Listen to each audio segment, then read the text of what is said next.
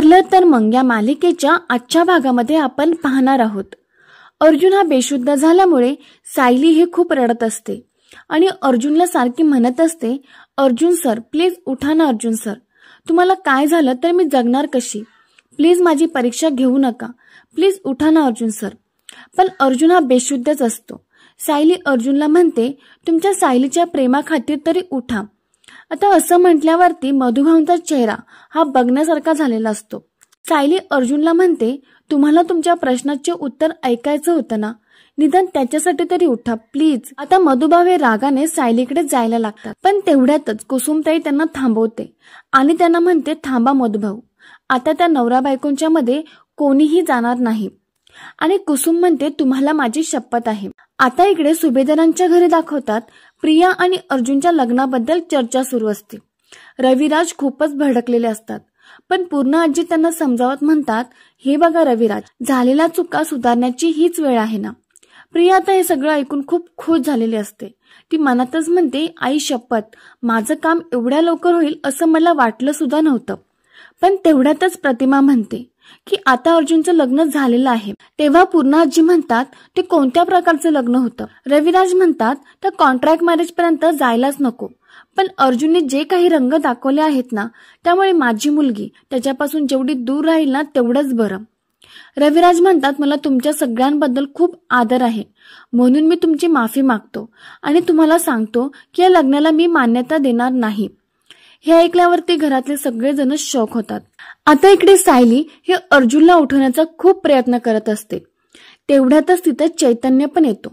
चैतन्य अर्जुनकडे बघतो आणि खूप घाबरतो आणि तो जोराने म्हणतो, अर्जुनला काय झालं आहे? सायली रडत अर्जुनला उठवत म्हणते, उठा ना, का तुम्ही माझी परीक्षा घेताय अशी?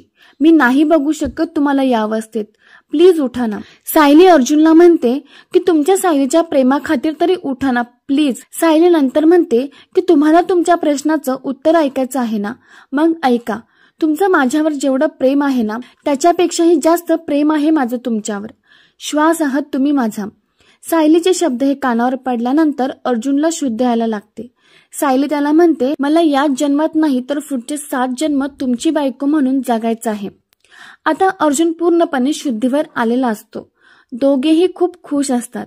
होता सायली अर्जुनला उठवते आणि त्याला रडतच म्हणते, का सहन केलं तुम्ही एवढं?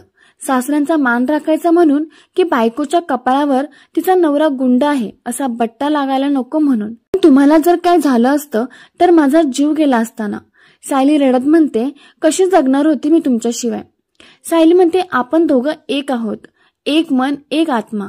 अर्जुन सायलीला म्हणतो, तुम्ही जे आधी म्हटलं होतं ते परत एकदा म्हणा ना प्लीज।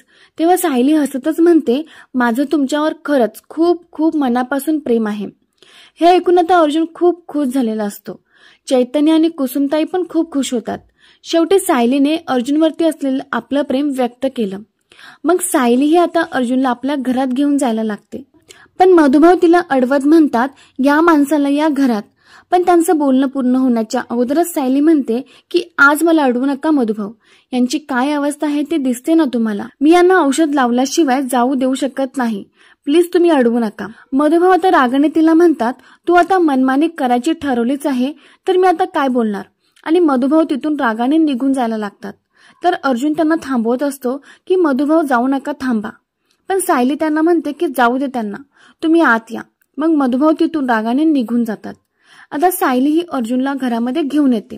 तर प्रेक्षकांनो, या सिरियलची अशीच पुढची अपडेट बघण्यासाठी या व्हिडिओला नक्की लाईक करा आणि चॅनलला सबस्क्राईब करा।